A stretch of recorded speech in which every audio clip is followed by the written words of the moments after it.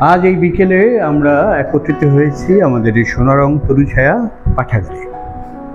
আজ আমাদের একজন শুভানুধ্যায়ী, একজন সিরিয়াস পাঠক, যিনি আমাদেরকে ইতিমধ্যে সমরেশ মজুমদারের এক সেট নির্বাচিত বই উপহার দিয়েছেন। সেই রুমানা দীপার জন্মদিন।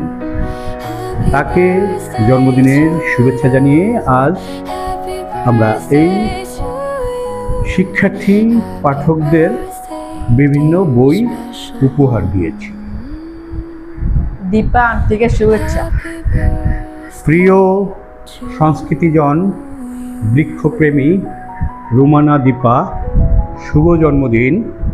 জন্মদিনে তোমার আরও সাফল্যময় সুস্থ জীবন কামনা করছি।